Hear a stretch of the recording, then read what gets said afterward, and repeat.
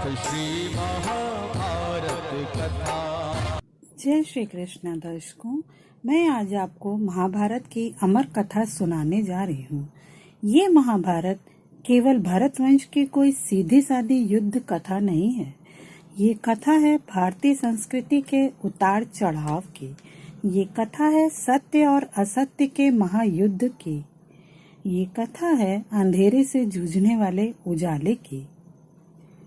और इन सब के साथ साथ महाभारत है बनते बिगड़ते रिश्तों और रिश्तों के आधार और जीवन के सागर को मत कर जीवन के सत्व और तत्व का अमृत काढ़ने की कहानी। और आज आवश्यकता है कि हर वर्तमान इसे सुने और गुने ताकि वो भविष्य के लिए तैयार हो सके। ये कहानी वास्तव में उस दिन से शुरू नहीं हुई थी जिस दिन श्री कृष्ण ने अर्जुन को गीता का उपदेश दिया था, या जिस दिन द्रौपदी ने दुर्योधन का मजाक उड़ाया था। वास्तव में ये कहानी इन घटनाओं से बहुत पहले शुरू हो गई थी। ये कहानी शुरू हुई दुष्यंत और शकुंतला के चक्रवर्ती पुत्र महाराज भरत के दरबार से, जहाँ पर हस्तिनापुर में आज हस्तिनापुर को उसका युवराज मिलना था। महाराज भरत अपने दरबार में विराजमान थे और अपने महामंत्री से अपना संदेश दरबार में पढ़कर सुनाने को कहते हैं। महाराज भरत के 9 पुत्र थे, किंतु उन्हें अपना कोई भी पुत्र युवराज घोषित करने लायक इसके गुण नहीं दिखाई देते हैं। इसके लिए वे एक निर्णय लेते हैं और अपने निर्णय को महामंत्री को दरबार में पढ़कर सुनाने के लिए कहते हैं, जिसमें वे अपने किसी पुत्र को युवराज के योग्य न पाने पर भारद्वाज मन्यु को अपना पुत्र मानकर उन्हें ही युवराज घोषित करते हैं। और माता शकुंतला के पूछने पर कहते हैं कि माँ, मैं राजा हूँ, सारा जनु समुदाय ही मेरा परिवार है। अगर मैं अपने पुत्रों में से किसी को नियुक्त कर दूंगा तो ये प्रजा के साथ अन्याय होगा। परंतु चक्रवर्ती नरेश भरत के समय में लोकतंत्र का ये जो अंकुर फूटा था, वो राजा शांतनु के समय तक आते आते मुरझा गया। जब जन्म को कर्म से बड़ा माना गया और वर्तमान को एक अनजाना भविष्य के लिए दांव पर लगा दिया गया। वास्तव में उसी दिन से महाभारत के लिए रणभूमि सजने लगी थी। चलिए अब राजा शांतनु की कहानी सुनते हैं। राजा शांतनु की कहानी कुछ इस तरह शुरू होती है। एक दिन महाराज शांतनु गंगा तट पर शिकार खेल रहे थे। तभी वे देवी गंगा को देखते हैं और उन पर आसक्त हो जाते हैं और उनसे विवाह का प्रस्ताव रखते हैं। गंगा कहती हैं कि मैं आपसे विवाह करने को तो तैयार हूँ, किंतु मेरी एक शर्त है। मैं आपसे विवाह तभी करूँगी जब आप मेरी एक शर्त मानेंगे। शांतनु कहते हैं, क्या है वो शर्त देवी? तब गंगा कहती हैं कि मैं कुछ भी करूँ, आप मुझसे कोई प्रश्न नहीं पूछेंगे। यदि आपने ऐसा किया तो मैं आपको सदा के लिए छोड़कर चली जाऊंगी। राजा शांतनु कहते हैं, मुझे स्वीकार है। दोनों का विवाह हो जाता है और शांतनु गंगा को लेकर अपने राजमहल में आते हैं और उनके साथ भोग विलास में लिप्त हो जाते हैं। जब उनका पहला पुत्र होता है तो गंगा उसे ले जा करके गंगा नदी में बहा देती है। शांतनु उन्हें देखते रह जाते हैं और कुछ नहीं कर पाते। इसी तरह गंगा एक एक कर अपने 7 पुत्रों को नदी में बहा देती है। राजा शांतनु को दुखित देखकर राजगुरु उनसे कहते हैं कि आप गंगा को रोकते क्यों नहीं हैं? आप उनसे कोई प्रश्न क्यों नहीं करते हैं? ये कैसा वचन है? इस दिन जब गंगा अपने 8वें पुत्र को भी नदी में बहाने के लिए ले जा रही होती हैं, तब राजा शांतनु जो हैं अपने आप को रोक नहीं पाते हैं और गंगा के पीछे पीछे चले जाते हैं और उन्हें रोक लेते हैं और कहते हैं कि अब मैं तुम्हें इस पुत्र की बलि नहीं चढ़ाने दूंगा। तुम्हें वचन एक राजा ने दिया था, अब एक पिता के आगे मैं हार गया। मैं तुम्हें इसे मारने नहीं दूंगा। और फिर तुम तो इसके माँ हो, तुम ऐसा क्यों कर रही हो? तब गंगा उन्हें बताती है कि मैं इन्हें मार नहीं रही हूँ, मैं तो इन्हें श्राप से मुक्त कर रही हूँ। ये 8 वसु हैं जिन्हें धरती पर जन्म लेने का श्राप मिला था। लगता है इस 8वें वसु का श्राप अभी पूरा नहीं हुआ है, इसे अभी और झेलना बाकी है। राजा शांतनु कहते हैं कि मेरे इस पुत्र को मुझे सौंप दो, किंतु गंगा कहती हैं कि मैं इसे अपने साथ ले जा रही हूँ और समय आने पर आपको सौंप दूंगी। और अपने पुत्र को साथ लेकर गंगा वहां से चली जाती हैं और राजा शांतनु बस विवश से उन्हें देखते रह जाते हैं और निरंतर उनके आने की प्रतीक्षा में गंगा तट को निहारते रहते हैं। तो दर्शकों, ये थी महाभारत की शुरुआत की कथा। आपको कैसी लगी हमें कमेंट बॉक्स में कमेंट करके अवश्य बताइएगा। आगे की कथा अगले वीडियो में। जय श्री कृष्ण। श्री महाभारत कथा अथ श्री महाभारत कथा। राधे राधे दर्शकों, महाभारत की पौराणिक कथा के दूसरे भाग में आप सबका स्वागत है। पिछले भाग में मैंने आपको बताया कि कैसे ब्रह्मपुत्री गंगा एक एक कर अपने 7 पुत्रों को स्वयं अपने ही हाथों गंगा जल में बहा देती हैं और शांतनु वचनबद्ध होने के कारण उन्हें कुछ न कह सकते हैं। किंतु जब गंगा अपने 8वें पुत्र को जल में बहाने चलती हैं तो शांतनु उन्हें रोक देते हैं और वचन तोड़ने के कारण गंगा वहां से चली जाती हैं और साथ ही अपने 8वें पुत्र को अपने साथ ले जाती हैं। शांतनु जब उनसे कहते हैं कि हमें हमारे पुत्र को तो सौंप दो, तब वे कहती हैं कि समय आने पर मैं इसे आपको सौंप दूंगा। अब शांतनु प्रतिदिन अपने महल की खिड़की से गंगा के आने की प्रतीक्षा करते और एक दिन जब वे इसी तरह गंगा के आने की राह देख रहे थे, तभी अचानक उन्होंने देखा कि किसी ने बाणों की वर्षा से गंगा के प्रवाह को रोक दिया है। वे आश्चर्यचकित हो जाते हैं और उस बाण को काटने के लिए चलते हैं। तब तक गंगा वहां आ जाती हैं और महाराज उनसे महल में चलने को कहते हैं। तब वो कहती हैं कि महाराज, अतीत कभी वर्तमान नहीं बन सकता। तब महाराज शांतनु कहते हैं कि तुम्हारे बिना मेरा कोई भविष्य नहीं है। तब गंगा कहती हैं कि मैं आपके भविष्य को अपने साथ लेकर आई हूँ महाराज, वो देखिए आपका पुत्र। और वे शांतनु को उनके पुत्र देवव्रत को दिखाती हैं तथा देवव्रत को अपने पास बुलाती हैं और शांतनु से उनका परिचय कराती हैं और बताती हैं कि उन्होंने देवव्रत को भरत वंश की परंपरा के अनुसार ही भार्गव ऋषि से धनुर्विद्या, गुरु वशिष्ठ से वेद और वेदांत की शिक्षा तरह गुरु बृहस्पति से राजनीति की शिक्षा दिलवाई है। और वे देवव्रत से कहती हैं कि पुत्र, अब तुम अपने पिता महाराज के साथ जाओ। और देवव्रत को शांतनु को सौंप कर वहां से चली जाती हैं। शांतनु देवव्रत को लेकर हस्तिनापुर के राजमहल में आते हैं और सारी प्रजा बड़े उत्साह से उनका स्वागत करती है। पिता पुत्र बड़े सुख से ज्ञान दान की बातें करते हैं और शांतनु उनसे पूछते हैं कि गुरु वशिष्ठ ने, ऋषि भार्गव ने और गुरु बृहस्पति ने उन्हें क्या क्या सिखाया। दोनों मनोरंजन हेतु चौसर खेलते हैं। तभी शांतनु उनसे पूछते हैं कि उधर देवलोक में मनोरंजन के क्या साधन है। तब देवव्रत कहते हैं कि चौसर तो वहां पर भी खेली जाती है पिता महाराज, परंतु वहाँ गोटियां अलग प्रकार की होती हैं।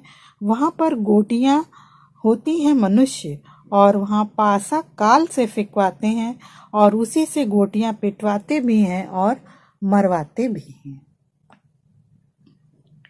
एक दिन की बात है, जब भीष्म वन में भ्रमण कर रहे थे, तभी शाल्व सेना उन्हें आक्रमण के लिए आती दिखाई देती है।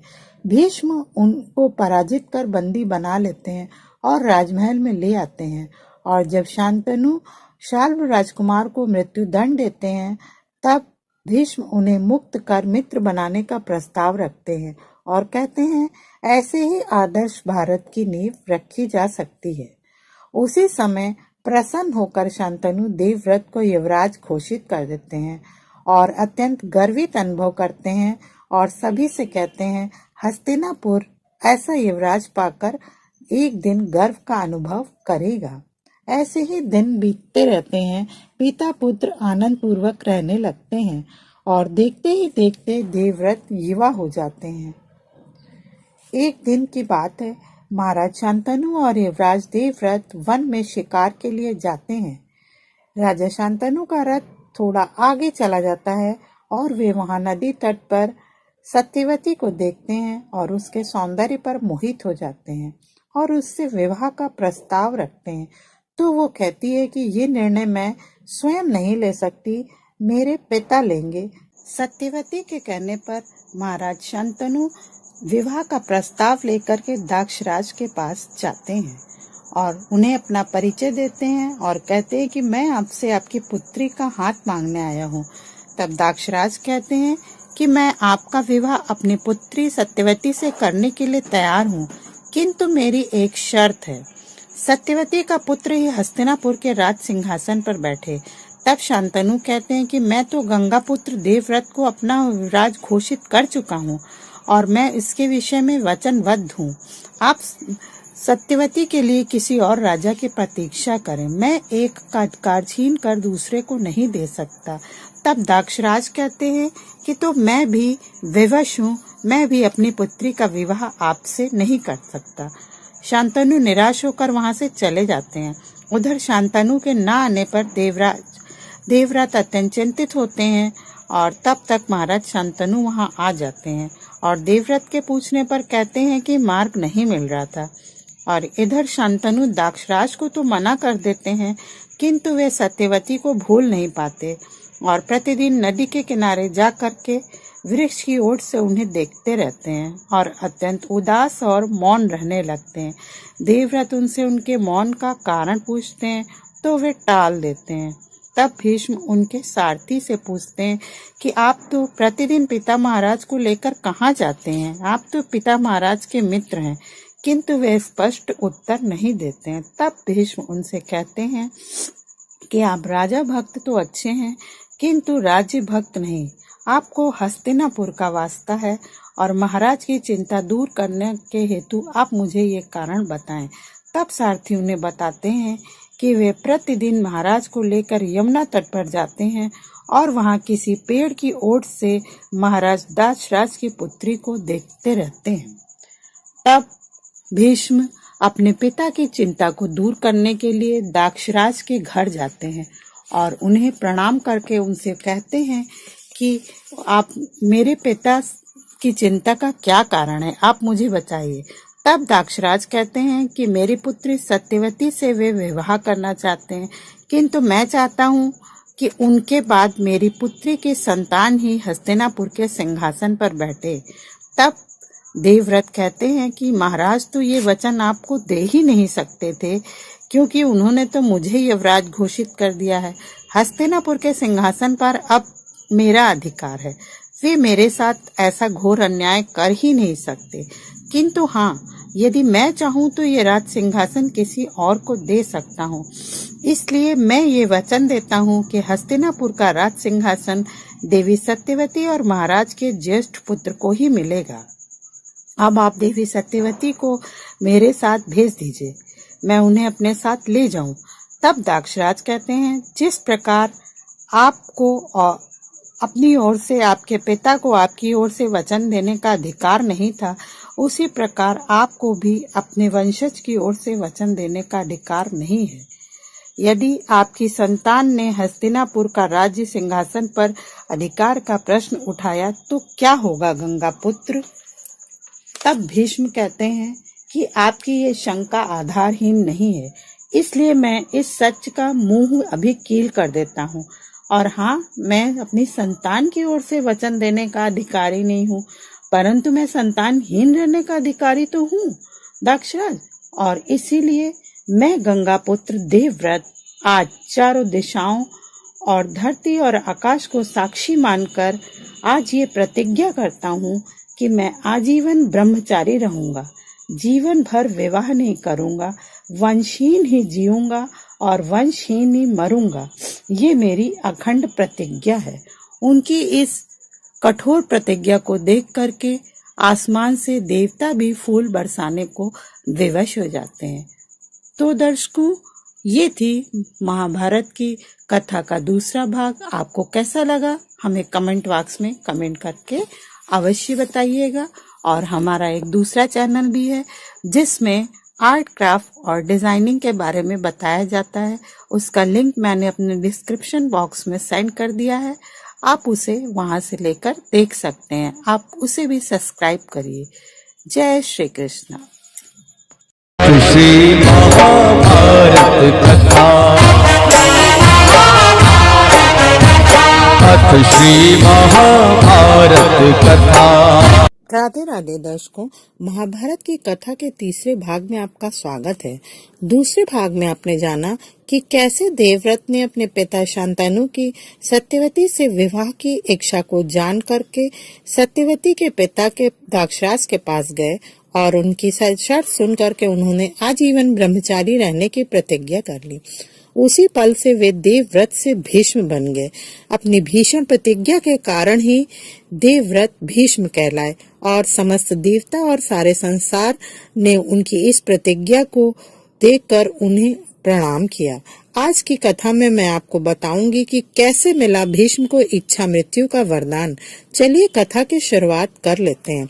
भीष्म की कठोर प्रतिज्ञा के आगे दाक्षराज कुछ न बोल सके और उन्होंने सत्यवती को भीष्म के साथ भेज दिया।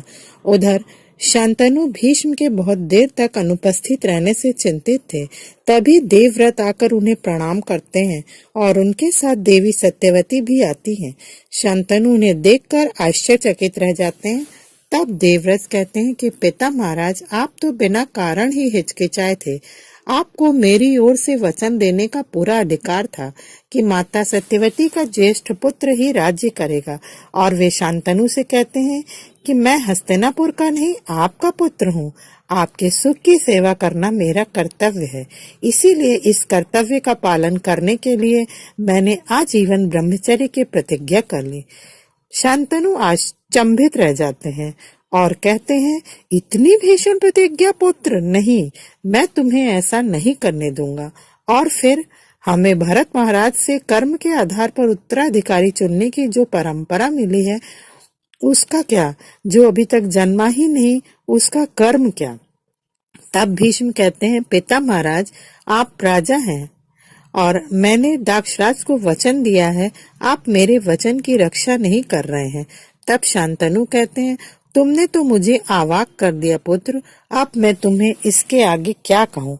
और मैं तुम्हें आशीर्वाद देता हूँ कि सुख दुख, शांति और अशांति के दोराहे पर खड़ा ये शांतनु तुम्हें वरदान देता है कि जब तक तुम स्वयं न चाहो तब तक मृत्यु लोक को नहीं त्यागोगे।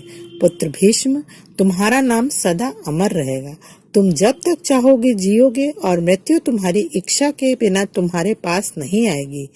और फिर देवव्रत शांतनु के दुखी होने पर सत्यवती से कहते हैं कि माता पिता महाराज को समझाइए कि मेरे साथ चाहे न्याय हुआ हो या अन्याय, वो स्वयं मैंने ही किया है। और सत्यवती महाराज शांतनु से कहती हैं, आज से आप भी देवव्रत को भीष्म ही कहेंगे। तब शांतनु कहते हैं, हम ही नहीं, आज से त्रिलोक उसे भीष्म के नाम से ही पुकारेगा। सत्यवती बहुत दुखी होती हैं और कहती हैं, मेरे कारण ही भीष्म के साथ इतना बड़ा अन्याय हुआ है। मैंने काल का क्या बिगाड़ा जो उसने मुझे कटार बनाकर देवव्रत के हृदय में उतार दिया। तब शांतनु कहते हैं कि उसका दोषी मैं हूँ, तुम नहीं। जब उसने प्रतिज्ञा ली तब तुम उसकी माँ नहीं थी, किंतु मैं तब भी उसका पिता था और अपने वर्तमान के सुख के लिए हस्तिनापुर का भविष्य दांव पर मैंने लगाया। और उधर राज दरबार में युवराज देवव्रत का स्थान रिक्त देखकर राजगुरु शांतनु से प्रश्न करते हैं कि युवराज का स्थान रिक्त क्यों है। तब महामंत्री उन्हें बताते हैं कि महाराज वचनबद्ध हैं, ये स्थान तब तक रिक्त रहेगा जब तक महारानी सत्यवती किसी कुमार को जन्म नहीं देती। तब राजगुरु कहते हैं कि महाराज को ये वचन देने का अधिकार किसने दिया और उन्होंने देवव्रत को युवराज के पद से क्यों हटाया और उसे युवराज क्यों बनाया जो अभी तक जन्मा ही नहीं। इस बात का उत्तर भीष्म कहते हैं कि मैं दूं राजगुरु, और आप मेरे कर्मों के लिए मेरे पिता महाराज को दोषी कैसे मान सकते हैं। हाँ, यदि वे मुझे मेरे कर्तव्य का पालन करने से रोकते तब भी वे अत्याचारी कहे जाते, और मैंने ये इसलिए किया कि एक दुखी राजा अपने राज्य का दायित्व कैसे संभाल सकता है।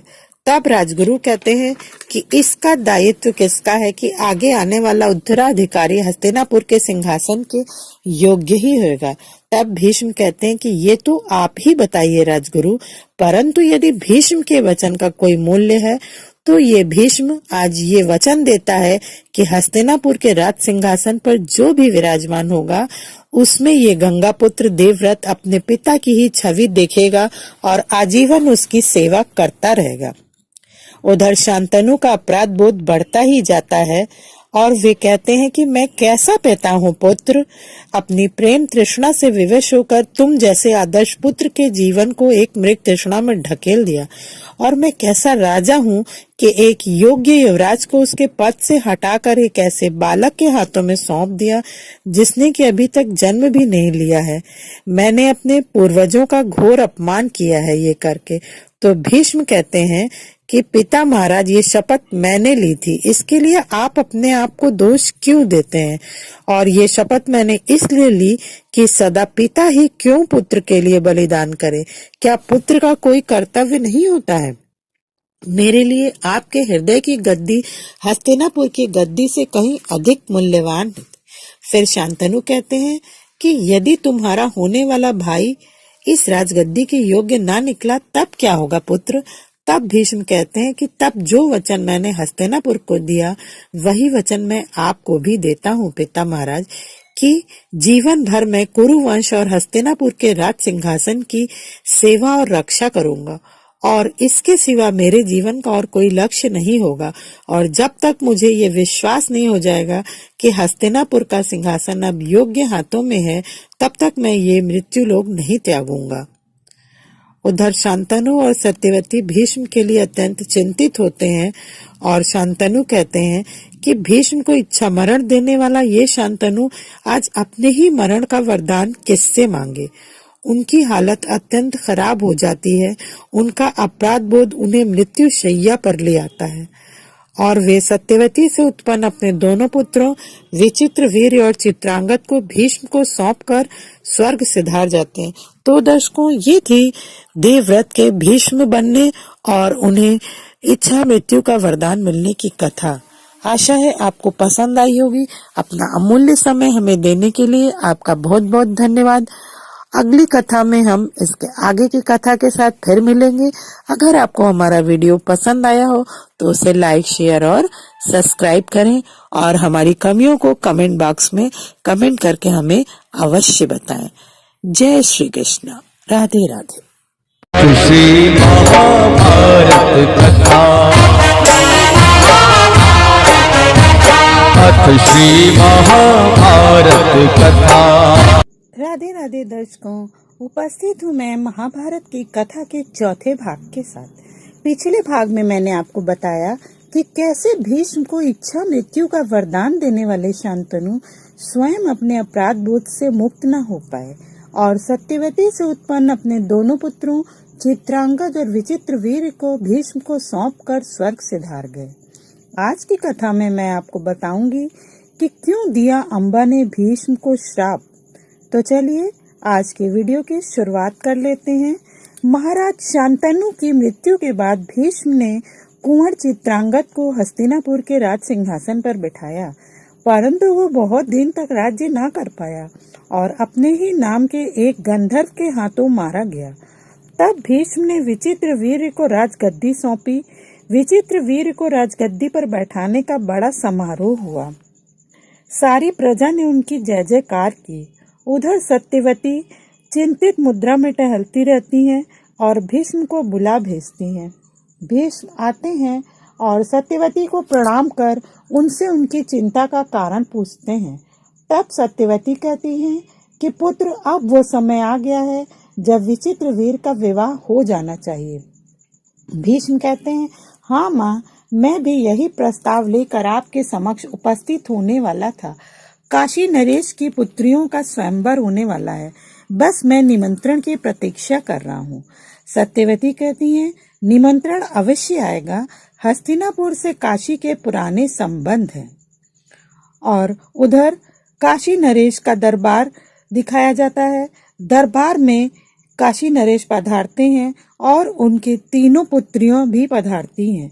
काशी नरेश अपनी तीनों पुत्रियों के स्वयंवर की घोषणा करते हैं और अम्बा, जो आगे चलकर भीष्म को श्राप देकर उनकी मृत्यु का कारण बनी, इन्हीं काशी नरेश की पुत्री थी। काशी नरेश अपने महामंत्री को बुलाकर भारत के सभी राज्यों और राजकुमारों को अपनी तीनों राजकुमारियों के स्वयंवर में निमंत्रण देने का आदेश देते हैं और कहते हैं कि मेरी इच्छा है कि हस्तिनापुर को निमंत्रण न दिया जाए। तब महामंत्री कहते हैं, ऐसा करना उचित न होगा महाराज। मैं हस्तिनापुर से हमें अपने पुराने संबंधों का ध्यान रखना चाहिए। तब काशी नरेश कहते हैं, हस्तिनापुर से तो हमारा नाता उसी दिन समाप्त हो गया था जिस दिन देवव्रत से मेरी बहन के रिश्ते को महाराज शांतनु ने हंसी में टाल दिया था। तभी से मैं अपमान की अग्नि में जल रहा हूँ। आज उस अपमान का उत्तर देने का दिन आ गया है महामंत्री। हस्तिनापुर को कदापि निमंत्रण न भेजा जाए। महामंत्री फिर कहते हैं, ये उचित ना होगा महाराज, किंतु वे नहीं मानते हैं। और इधर सारे हस्तिनापुर में ये बात चर्चा का विषय बन जाती है कि काशी नरेश अपनी तीनों पुत्रियों का स्वयंवर रचा रहे हैं और उन्होंने हस्तिनापुर नरेश को आमंत्रित ही नहीं किया। जब भीष्म को इस बात का पता चलता है तो वे क्रोध से भर जाते हैं और क्रोधित होकर माता सत्यवती के पास जाते हैं। वे भीष्म से उनके क्रोध का कारण पूछती हैं। उस समय वे पूजा कर रही होती हैं। तब भीष्म उन्हें सारी बात बताते हैं और कहते हैं कि लगता है काशी नरेश इतिहास का वो पन्ना भूल गए हैं जब उनका राज्य हस्तिनापुर से मित्रता करके गौरव का अनुभव किया करता था, और अब उनका इतना साहस कि अपनी तीनों पुत्रियों का स्वयंवर करें और उसमें हस्तिनापुर को ही निमंत्रित ना करें। सत्यवती कहती है, जाने दो पुत्र, क्या भारतवर्ष में वही 3 राजकुमारियां ही रह गई हैं? तब भीष्म कहते हैं, हाँ माते, वही हैं। यदि आज हम इस अपमान का विष पी गए तो सारा भारतवर्ष ये सोच बैठेगा कि हस्तिनापुर के खड़क का पानी उतर गया है, और राजनीति ये कहती है कि तीनों राजकुमारियों को हस्तिनापुर लाया जाए और सारा भारतवर्ष ये जान ले कि विचित्रवीर्य चक्रवर्ती महाराज भरत का उत्तराधिकारी है। तब सत्यवती कहती हैं, तुम क्या करना चाहते हो पुत्र? भीष्म कहते हैं, मैं स्वयंवर में अवश्य जाऊंगा और तीनों राजकुमारियों को लेकर ही लौटूंगा। तब सत्यवती कहती हैं कि यदि तुम जा ही रहे हो पुत्र, तो मेरा आशीर्वाद भी साथ लेते जाओ। और उधर राजकुमारी अम्बा, जो कि शाल्व नरेश से प्रेम करती थी, उनके साथ अपने उज्जवल भविष्य के सपने देखती हैं। काशी राज दरबार में स्वयंवर का आयोजन होता है। काशी नरेश और तीनों राजकुमारियां दरबार में आती हैं। फिर एक एक कर आमंत्रित राजा और राजकुमार आते हैं। शाल्व नरेश भी आते हैं। तभी अचानक गंगापुत्र भीष्म के आने की घोषणा होती है और भीष्म को देख करके सभी राजा मिल करके उनका उपहास करते हैं। एक कहता है, लगता है कि राजकुमारियों के सौंदर्य के आगे भीष्म प्रतिज्ञा भी भंग हो गई है। दूसरा कहता है, राजकुमारियों का सौंदर्य तो विश्वामित्र की तपस्या भी भंग कर दे, ये तो एक राजकुमार है। और एक अन्य कहता है, लगता है अपने पिता के मृत्यु की ही प्रतीक्षा में थे। इधर रानी सत्यवती ने अपनी चूड़ियां तोड़ी और इन्होंने अपनी प्रतिज्ञा तोड़ी। तभी भीष्म उनका प्रत्युत्तर देते हुए कहते हैं, इस सभा में मैं अपने लिए नहीं, मैं यहाँ हस्तिनापुर नरेश का प्रतिनिधित्व कर रहा हूँ। काशी राजकुमारियां शताब्दियों से ही कुरु वंश में ब्याह के लिए जाती रही हैं। आज भी यही होगा। मैं इन तीनों राजकुमारियों को अपने छोटे भाई विचित्रवीर्य की रानी बनाने के लिए ले जा रहा हूँ, और मैं इस भरे दरबार में घोषणा करता हूँ कि मैं इन राजकुमारियों को लेने आया हूँ और ले जा रहा हूँ। अगर किसी को मुझे रोकना है तो रोक ले। सारे राजा क्रोध में खड़े हो जाते हैं और भीष्म अपने एक ही बाण से उन सब के राजमुकुट गिरा देते हैं। इसके बाद किसी से कोई उत्तर नहीं देते बनता है और सभी उनके आगे नतमस्तक हो जाते हैं। भीष्म काशी नरेश से कहते हैं, इन्हें राजकुमारियों को जाने की आज्ञा दीजिए काशी नरेश। और काशी नरेश राजकुमारियों को जाने की अनुमति देती हैं। तीनों राजकुमारियां भीष्म के साथ जाती हैं। महामंत्री कहते हैं कि इसी बात का डर था मुझे महाराज। और उधर मार्ग में शाल्व राजकुमार अपनी सेना के साथ भीष्म के रथ को रोकते हैं। पहले तो भीष्म उन्हें चेतावनी देते हैं और जब वे नहीं मानते हैं तो अपने बाणों से उनकी पूरी सेना को गिरा देते हैं और उनका रथ भी, उनके रथ का पहिया भी निकल जाता है और वे गिरकर पृथ्वी पर मूर्छित हो जाते हैं।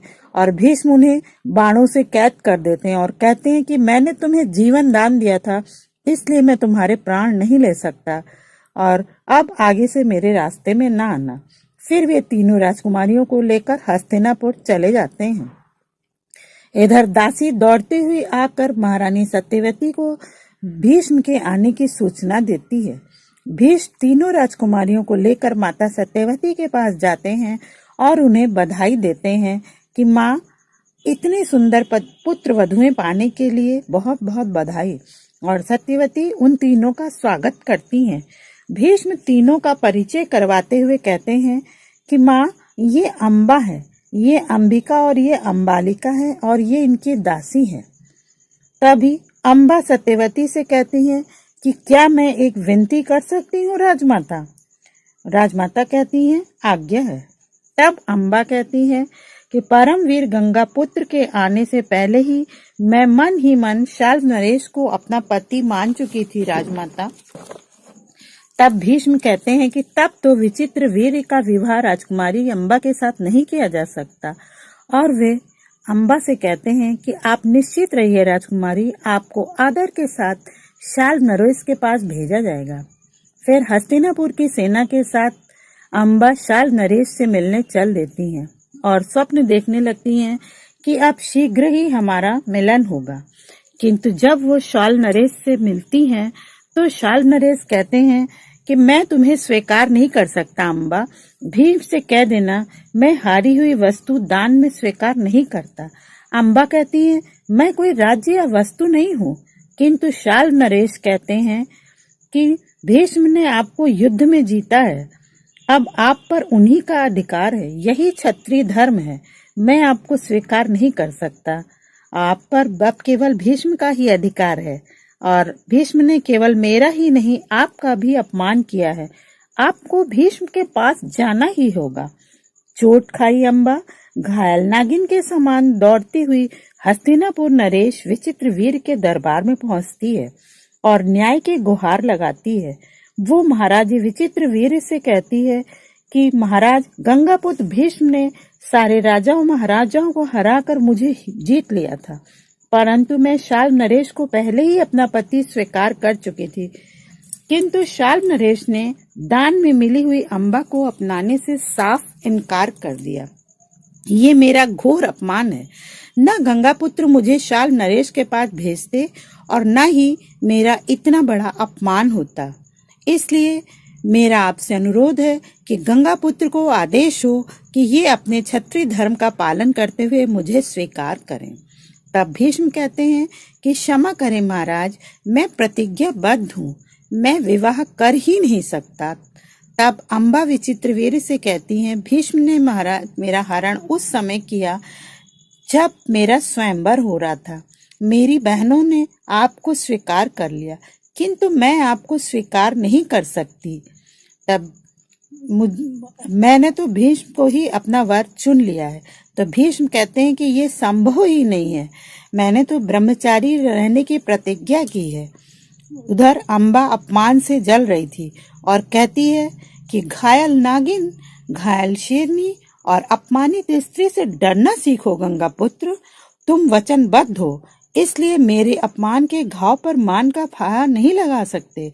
तो आज इसी कुरु राज दरबार में हस्तिनापुर नरेश को साक्षी मानते हुए मैं भी प्रतिज्ञाबद्ध होती हूँ गंगा पुत्र भीष्म।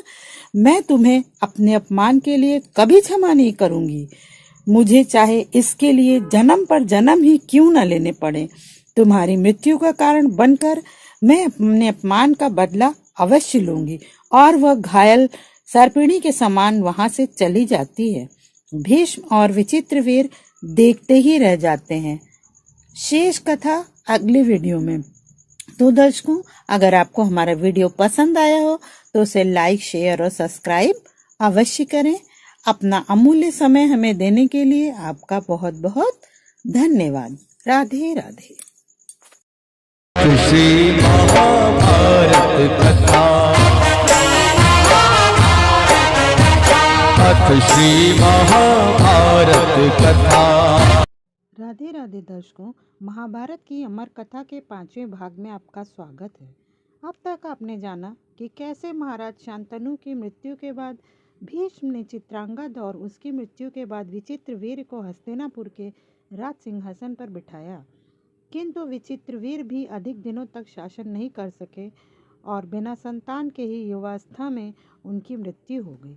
अब राजमाता सत्यवती के सामने प्रश्न आ खड़ा हुआ कि हस्तिनापुर की राजगद्दी कौन संभालेगा। और देवव्रत भीष्म आजन्म ब्रह्मचर्य का पालन करने का व्रत ले चुके थे। उन्होंने राज सिंहासन सत्यवती के पुत्रों के लिए त्याग दिया था। सत्यवती गहरी चिंता में थी और इसी चिंता में उन्होंने भीष्म को अपने कक्ष में बुलाया। भीष्म के आने पर वे बोली, प्रिय भीष्म, तुम अपनी भीष्म प्रतिज्ञा से बंधे हो, अब तुम ही बताओ मैं यह राज्य कैसे सौंपूं।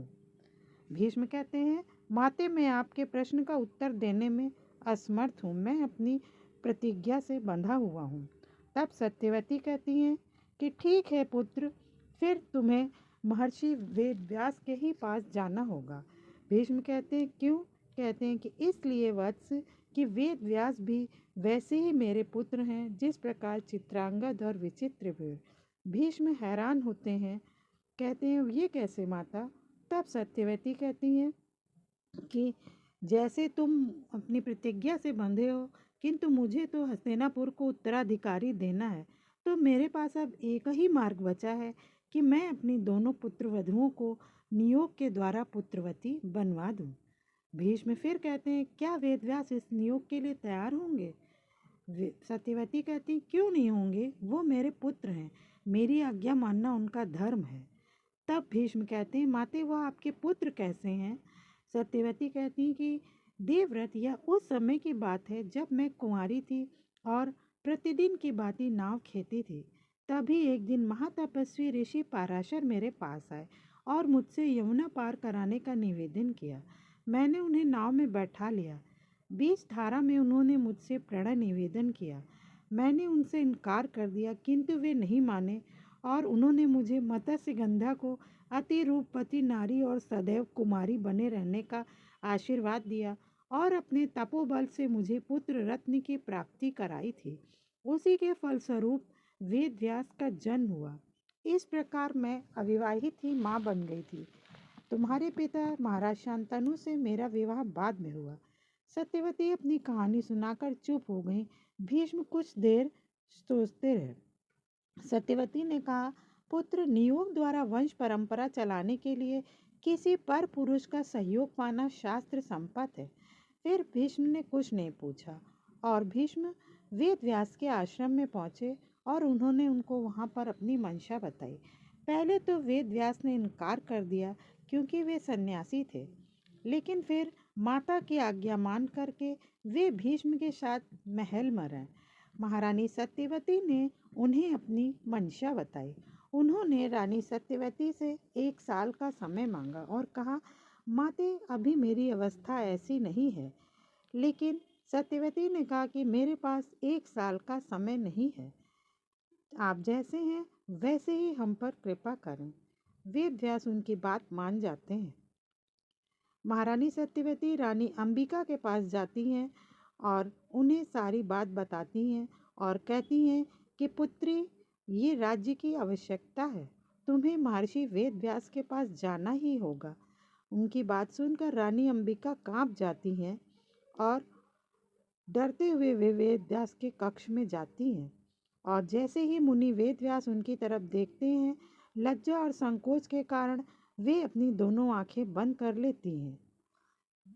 वेद व्यास माता सत्यवती के पास आते हैं और उन्हें बताते हैं कि माता, अंबिका ने तो अपनी आंखें ही बंद कर ली थी, इसलिए अब अंबिका को जो पुत्र होगा वो नेत्रहीन होगा। सत्यवती बहुत चिंतित होती हैं और कहती हैं, मैं अंबालिका को समझा दूंगी। और समझा बुझाकर अंबालिका को वेद व्यास के कक्ष में भेजती हैं। अंबालिका उनके कक्ष में जाती है। महर्षि व्यास कहते हैं, डरो मत अंबालिका, किंतु उन्हें देखते ही अंबालिका भय से पीली पड़ जाती है और वहाँ से चली जाती है। वेद व्यास सत्यवती को बताते हैं कि अंबिका एक नेत्रहीन पुत्र को जन्म देगी और अंबालिका एक पांडु रोग से पीड़ित कृष्णकाय बालक को जन्म देगी। तब सत्यवती कहती हैं कि फिर मैं अंबालिका से एक बार और बात करती हूँ, और वे अंबालिका के पास जाती हैं। अंबालिका और अंबा कहती हैं कि अब हम मुनि के पास नहीं जाएंगे, और अंबिका अपने दासी को मुनि के पास भेज देती हैं। और इस बार वेद व्यास अपना सारा ज्ञान, धर्म और नीति अपने दासी पुत्र में डाल देते हैं। इस प्रकार वेद व्यास की कृपा से अंबिका धृतराष्ट्र को, अंबालिका पांडु को और दासी धर्मात्मा विदुर को जन्म देती हैं। समय के साथ साथ तीनों बालक बड़े होते चले जाते हैं। पांडु धनुर्विद्या में सिद्धहस्त थे और धृतराष्ट्र में 100 हाथियों का बल था और विदुर तो अत्यंत नीति कुशल थे। जब तीनों बड़े हो जाते हैं तो भीष्म उन्हें लेकर माता सत्यवती के पास आते हैं और उनसे उनका परिचय कराते हैं। बताते हैं कि माता, ये देखिए, ये धृतराष्ट्र है, ये पांडु है। मैंने जो कुछ भी ऋषि भारद्वाज से सीखा था वो मैंने पांडु को सिखा दिया। और ये विदुर हैं, मैंने जो भी गुरु बृहस्पति से राजनीति का ज्ञान सीखा था वो मैंने विदुर को दे दिया है। और भीष्म जब धृतराष्ट्र को राजगद्दी सौंपने के लिए कहते हैं तो विदुर उनका दावा खारिज कर देते हैं कि कोई भी अंगहीन राजा राजगद्दी पर नहीं बैठ सकता है, और विदुर दासी पुत्र होने के कारण राजगद्दी पर नहीं बैठ सकते थे, इसलिए पांडु को ही हस्तिनापुर का राजा घोषित किया गया। महारानी सत्यवती भी उन्हें राजा स्वीकार कर लेती हैं। धृतराष्ट्र मन ही मन अत्यंत क्रुद्ध होते हैं, किंतु वे अपने भाई को खुशी खुशी राज्य सौंप देते हैं, लेकिन उनके मन में पांडु के लिए विरोध और ईर्ष्या की गांठ पड़ जाती है। शेष कथा अगले वीडियो में। राधे राधे दर्शकों, अपना अमूल्य समय हमें देने के लिए बहुत बहुत धन्यवाद। महाभारत कथा। राधे राधे दर्शकों, महाभारत की अमर कथा में आपका स्वागत है। अब तक मैंने आपको बताया कि कैसे धृतराष्ट्र, पांडु और विदुर का जन्म हुआ तथा उन तीनों को भीष्म पितामह ने शिक्षित किया और युवा होने पर हस्तिनापुर ले आए और महारानी सत्यवती को सौंप दिया। धृतराष्ट्र के नेत्रहीन होने तथा विदुर के दासी पुत्र होने के कारण पांडु को हस्तिनापुर के सिंहासन पर बिठाया गया। बड़े होने के नाते केवल नेत्रहीन होने के कारण अपना अधिकार छीनते देखकर धृतराष्ट्र के मन में गांठ पड़ जाती है। पांडु का राज्याभिषेक होता है और वे हस्तिनापुर की सीमाओं का विस्तार करने हेतु निकल पड़ते हैं। उधर सत्यवती भीष्म को बुलाकर हस्तिनापुर के समाचार पूछती हैं, तो भीष्म कहते हैं, सारा ब्रह्मांड पांडु के चक्रवर्ती होने की प्रतीक्षा कर रहा है। सत्यवती कहती हैं, तुम्हें मेरी प्रतीक्षा से अधिक ब्रह्मांड की प्रतीक्षा की चिंता है भीष्म? तब भीष्म कहते हैं, मैं समझा नहीं माते, तब सत्यवती कहती हैं कि राजा क्या केवल चक्रवर्ती होने के लिए जन्म लेता है गंगा पुत्र? जीवन के कुछ और भी तो मांगे होती हैं। वंश रेखा की ओर भी तो उसका कुछ दायित्व तो होना चाहिए। तब भीष्म कहते हैं, मैंने इस विषय में कुछ सोचा है माते। सत्यवती कहती हैं, क्या?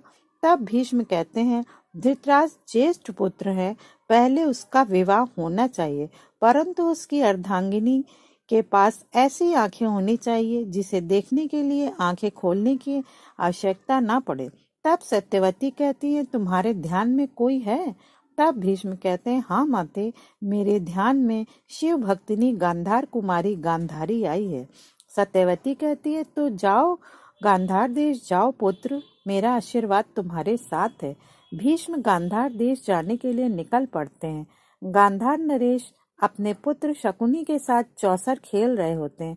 तभी उन्हें भीष्म के आने की सूचना मिलती है और वे अपने पुत्र के साथ भीष्म का स्वागत करते हैं और उन्हें अनारों का मीठा रस पिलाते हैं और कहते हैं कि इसकी तुलना गंगा जल के अतिरिक्त और किसी की मिठास से संभव नहीं है।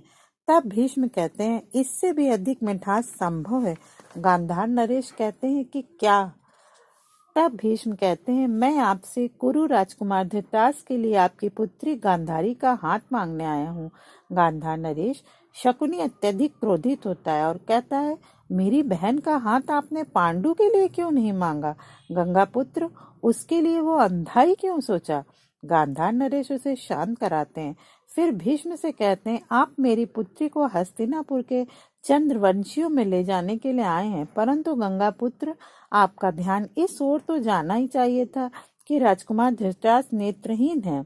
उनके जीवन में गांधार देश का ये चंद्रमा निकला तो क्या और ना निकला तो क्या, उनका जीवन तो सदा अंधकार में ही बंधा रहेगा। तब तक वहां गांधारी आ जाती हैं और कहती हैं, ऐसा ना कहिए पिताश्री, परंपरा अनुसार वरमाला तो मेरे ही हाथों में है। ये निर्णय लेना मेरा अधिकार है कि मेरा विवाह किससे होगा। ताजश्री, भीष्म और शंकर भगवान को साक्षी मानकर राजकुमार धृतराष्ट्र को मैं अपना वर चुनती हूँ और ये मेरे लिए सम्मान और सौभाग्य की बात है, क्योंकि वो मुझे मेरे सौंदर्य से नहीं मुझसे प्रेम करेंगे और मुझे शारीरिक सौंदर्य के आधार पर स्वीकार नहीं कर रहे हैं। और वे एक कपड़ा निकालकर अपनी आंखों पर पट्टी बांध लेती हैं। भीष्म पूछते हैं कि गांधारी ये क्या है? तब वे कहती हैं कि ये आवश्यक है ताजश्री, मुझे आशीर्वाद दीजिए। क्या पत्नी का ये कर्तव्य नहीं कि वो अपने पति के दुख को समझे? मैंने आज से अपने जीवन को उसी अंधकार में लपेट लिया है जिस अंधकार में कुरु राजकुमार धृतराष्ट्र का जीवन लिपटा हुआ है। मैं इस प्रकाश और इस जीते जागते पृथ्वी लोक को क्यों देखूं जिसका वे अनुभव नहीं कर सकते।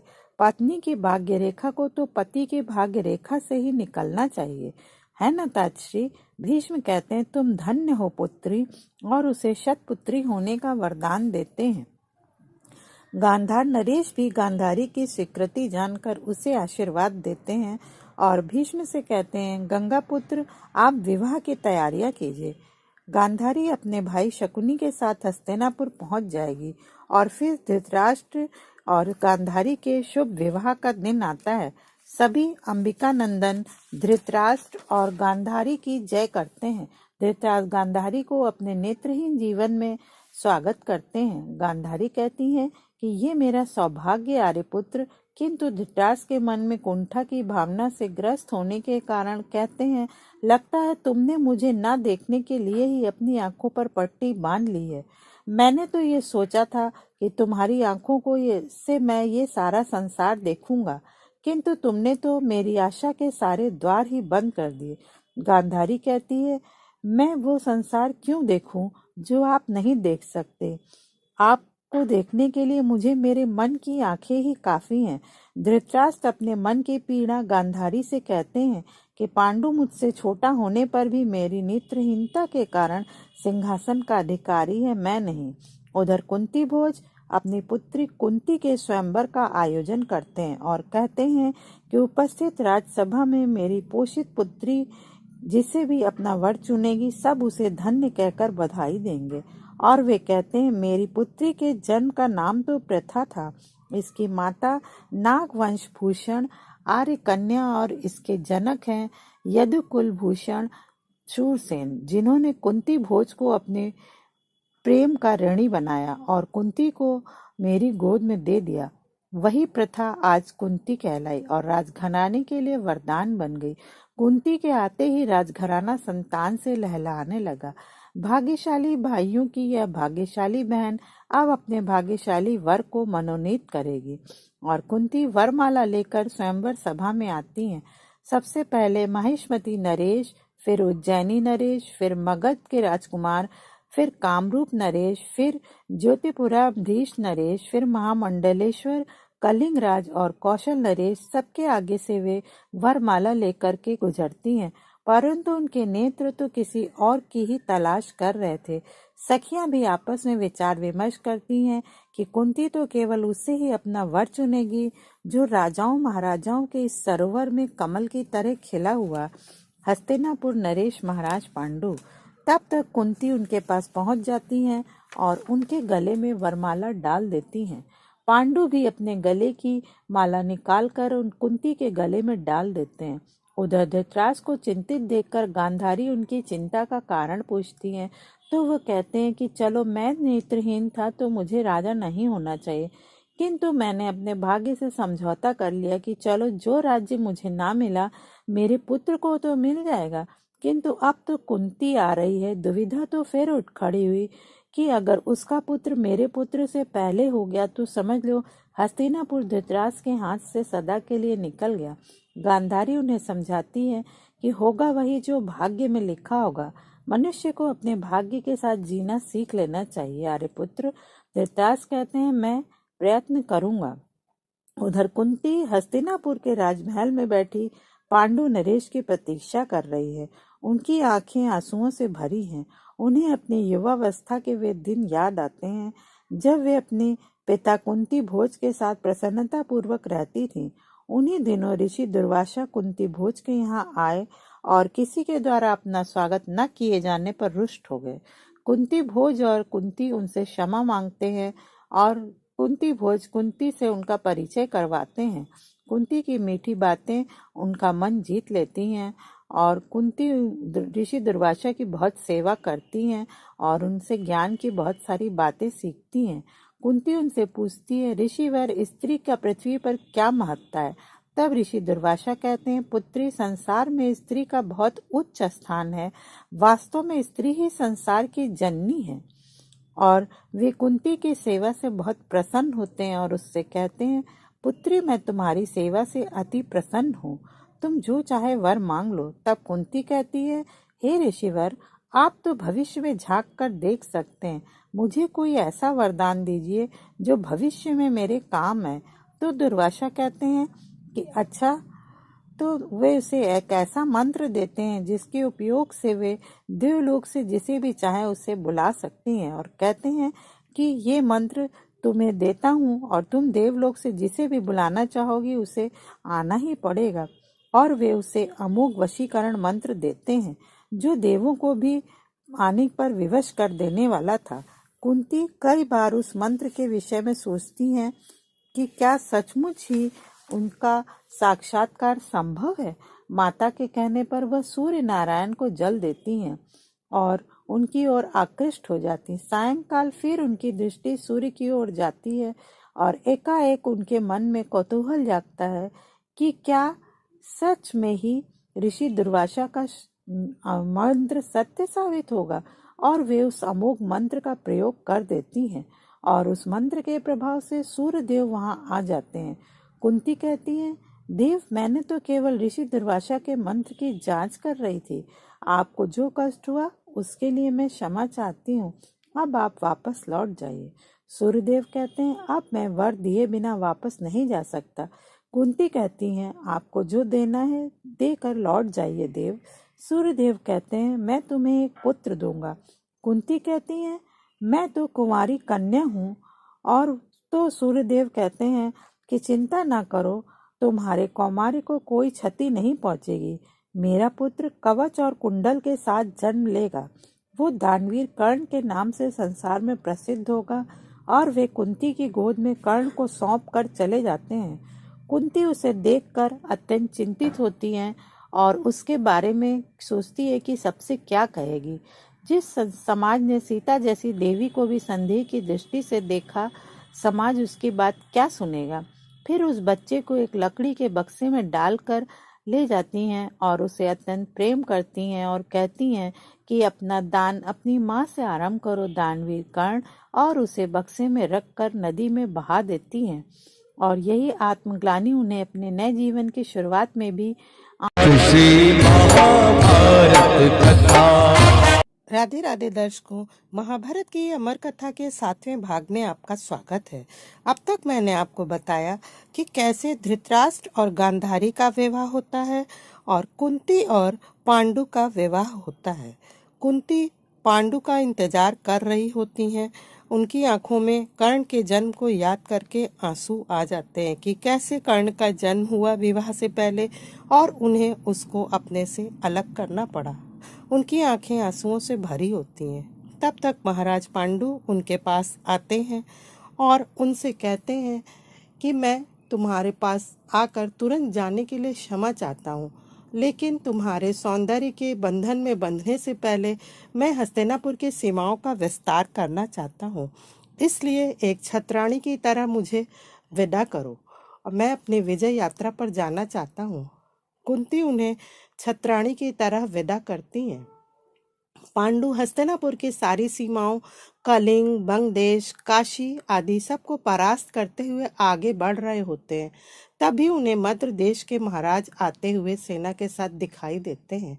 वे उनकी तरफ मित्रता का हाथ बढ़ाते हैं और पांडु उसे स्वीकार करते हैं। दोनों गले मिलते हैं। मद्र नरेश भेंट स्वरूप पांडु को अपनी बहन माद्री का हाथ देते हैं और कहते हैं कि हमारी दोस्ती की भेंट स्वरूप इसे स्वीकार करिए। तब पांडु कहते हैं, इन्हें स्वीकार करना या ना करना तो महारानी कुंती के हाथ में है। माद्री कहती है कि आप मुझे हस्तिनापुर ले चलिए, आगे मेरा भाग्य, जो भी निर्णय होगा मुझे स्वीकार है। पांडु माद्री को लेकर हस्तिनापुर आते हैं। दासी महाराज के आने की सूचना महारानी कुंती को देती है और यह भी बताती है कि महाराज मद्र देश की राजकुमारी को भी अपने साथ लाए हैं। पांडु माद्री का कुंती से परिचय कराते हैं और कुंती आरती की थाल के साथ उनका स्वागत करती हैं और उन्हें राजमाता सत्यवती से मिलवाती हैं और उसका परिचय देती हैं।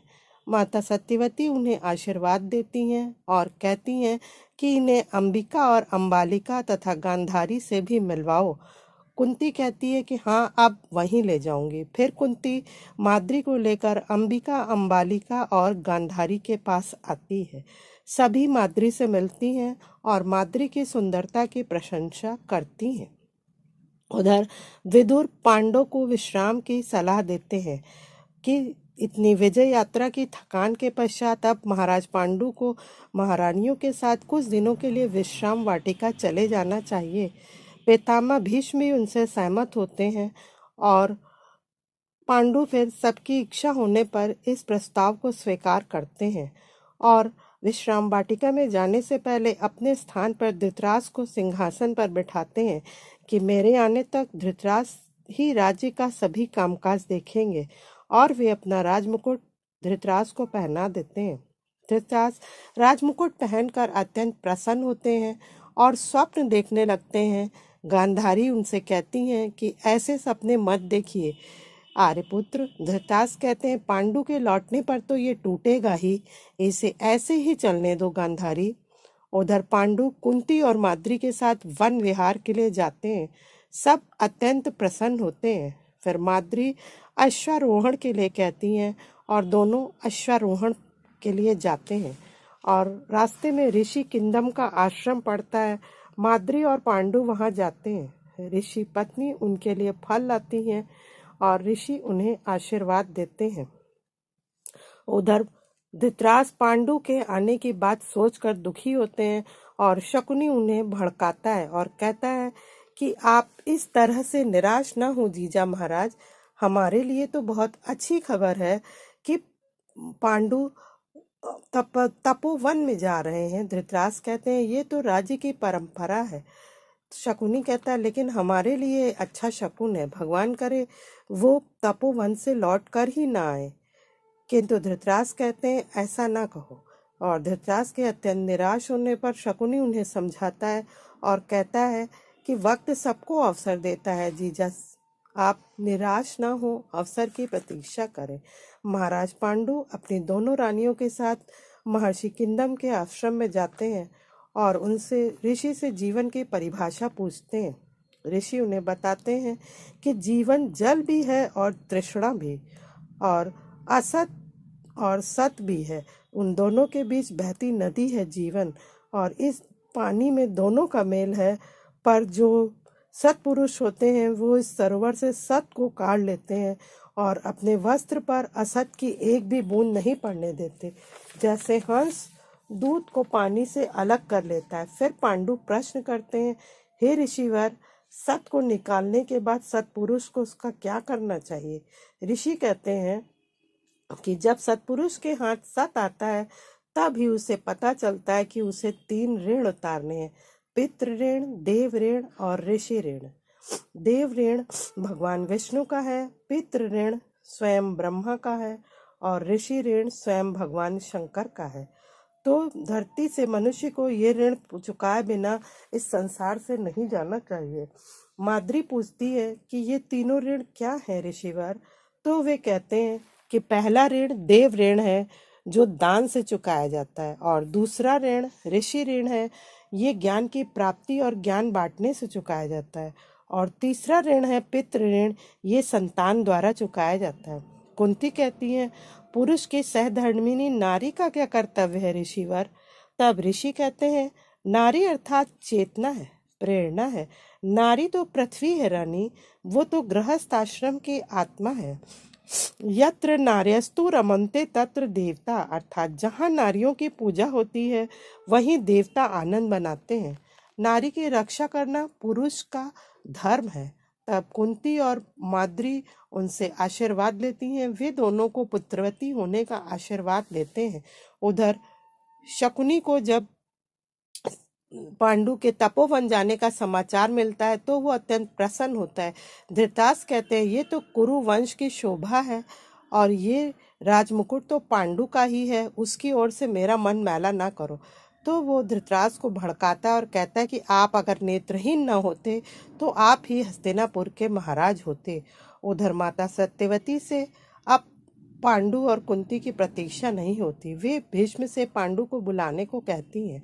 पितामह भीष्म धृतराष्ट्र के पास आते हैं और माता सत्यवती का आदेश उन्हें सुनाते हैं और पांडु को विश्राम वाटिका से बुलाने का आदेश देने को कहते हैं। उधर वन में हस्तिनापुर से बुलावा आने पर पांडु अत्यंत प्रसन्न होते हैं।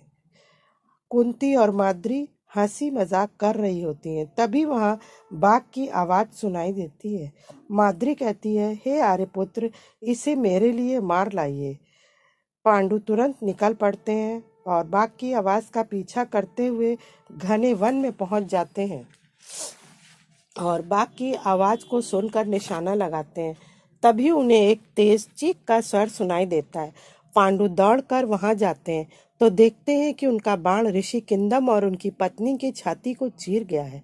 तो वे अपनी भूल के लिए क्षमा मांगते हैं। ऋषि कहते हैं कि जो ध्वनि को ध्वनि से अलग ना कर सके राजन, उसे शब्द भेदी बाण चलाने का अधिकार नहीं है।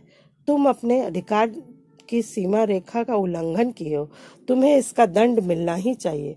और वे कहते हैं, मेरी वंश रेखा काटने वाले राजन, मैं तुम्हें श्राप देता हूँ कि जिस क्षण तुम्हारा स्त्री से संगम होगा वही क्षण तुम्हारा अंतिम क्षण होगा। और उनके प्राण पखेरु उड़ जाते हैं। उधर कुंती अत्यंत चिंतित होती हैं। बहुत देर तक पांडु के न लौटने पर दोनों उनकी प्रतीक्षा कर रही होती हैं। तब तक पांडु मलिन मुख के साथ लौटते हैं और दुखी होकर उन्हें ऋषि के द्वारा दिए गए श्राप के बारे में बताते हैं। सब हस्तिनापुर लौट कर आते हैं और पांडु आकर सबको अपने श्राप की बात बताते हैं और सबके परामर्श से वे धृतराष्ट्र को राज सिंहासन पर बिठाकर स्वयं प्रायश्चित के लिए दोनों रानियों सहित वन चले जाते हैं और वहां जाकर वे प्रायश्चित करते हैं और ऋषियों के साथ वन में समय व्यतीत करते हैं। शेष कथा अगले वीडियो में। तब तक ईश्वर की कृपा आप सब पर बनी रहे। अपना अमूल्य समय हमें देने के लिए आपका बहुत बहुत धन्यवाद। जय श्री कृष्ण। राधे राधे। अथ श्री महाभारत कथा। राधे राधे दर्शकों, महाभारत की पौराणिक कथा में आपका स्वागत है। जानिए पांडवों की जन्म कथा, महाभारत की सबसे विचित्र कहानी। जी हाँ दर्शकों, ये महाभारत की सबसे विचित्र कहानी है जिसके बारे में मैं आज आपको बताऊंगी। अब तक मैंने आपको बताया कि कैसे महाराज पांडु कुंती से विवाह के बाद माद्री से विवाह करते हैं और विजय यात्रा की थकान उतारने के लिए महारानियों के साथ वन विहार को चले जाते हैं और वहीं वन में शिकार के समय शब्द भेदी बाण चला देते हैं जो जाकर के किंदम ऋषि को लगता है और उसी समय वो अपनी पत्नी के साथ मैथुन कर रहे थे और पांडु जब वहां पहुंचते हैं तो वे देखते हैं कि उनका बाण ऋषि और ऋषि पत्नी का सीना चीर गया है। वे उनसे क्षमा मांगते हैं किंतु किंदम ऋषि अत्यंत क्रुद्ध होते हैं और उन्हें श्राप दे देते हैं। कहते हैं कि मेरी वंश रेखा काटने वाले राजन, मैं तुम्हें श्राप देता हूँ कि जिस क्षण तुम्हारा स्त्री से समागम होगा वही तुम्हारा अंतिम क्षण होगा, और उनकी मृत्यु हो जाती है। इस श्राप से पांडु अत्यंत दुखी होते हैं और वे कुंती और माद्री को आकर के ऋषि किंदम के श्राप के बारे में बताते हैं। उधर राजमाता सत्यवती पांडु को बुलाने के लिए संदेश भेजती हैं। पांडु अपनी दोनों रानियों के साथ हस्तिनापुर लौट आते हैं और आकर के अपने श्राप के बारे में सबको बताते हैं और सबके परामर्श से वे धृतराष्ट्र को राज सिंहासन पर बिठाकर स्वयं प्रायश्चित के लिए वन जाने का निश्चय करते हैं। वे अपनी रानियों से कहते हैं, हे देवियों, मैं अपनी समस्त वासनाओं को त्याग करके वन जा रहा हूँ और अब वन में ही रहूंगा। उनकी बात सुन करके दोनों रानियां अत्यंत दुखी होकर कहती हैं, हम आपके बिना एक क्षण भी नहीं जीवित रह सकती आर्यपुत्र, हमें भी अपने साथ वन में ले चलिए। पांडु उनके अनुरोध को स्वीकार कर लेते हैं और उन्हें अपने साथ वन चलने की आज्ञा दे देते हैं। वे सब वन आ जाते हैं और वन में पांडु सन्यासियों के साथ जीवन बिताते हैं। इसी दौरान एक दिन राजा पांडु अमावस्या के दिन सारे ऋषि मुनियों को ब्रह्मा जी के दर्शनों को जाते हुए देखते हैं और उनसे स्वयं साथ ले जाने की आज्ञा मांगते हैं। उनके इस आग्रह पर ऋषि मुनि कहते हैं कि राजन, कोई भी निसंतान पुरुष ब्रह्मलोक जाने का अधिकारी नहीं हो सकता, अतः हम आपको अपने साथ नहीं ले जा सकते। ऋषि मुनियों की बातें सुनकर पांडु अत्यंत दुखी होते हैं और अपनी पत्नी कुंती से कहते हैं, हे कुंती, मेरा जन्म लेना ही व्यर्थ हो रहा है, क्योंकि संतानहीन व्यक्ति पितृ ऋण, ऋषि ऋण, देव ऋण तथा मनुष्य ऋण से मुक्ति नहीं पा सकता। उधर कुंती को ऋषि किंदम का आशीर्वाद याद आता है कि उन्होंने कुंती और माद्री को पुत्रवती होने का आशीर्वाद दिया था। साथ ही उन्हें दुर्वासा ऋषि द्वारा दिए गए अमोघ मंत्र का भी स्मरण हो आता है। वे पांडु को बताती हैं कि हे आर्यपुत्र, मेरी सेवा से प्रसन्न होकर के ऋषि दुर्वासा ने मुझे एक ऐसा अमोघ मंत्र प्रदान किया था जिसे मैं किसी भी देवता का आह्वान करके मनोवांछित वस्तु प्राप्त कर सकती हूँ।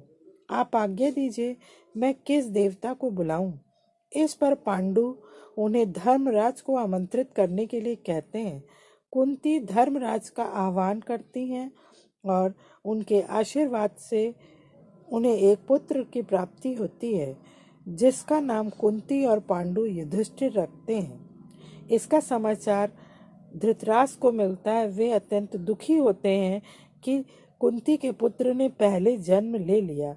वे अत्यंत निराश हो जाते हैं।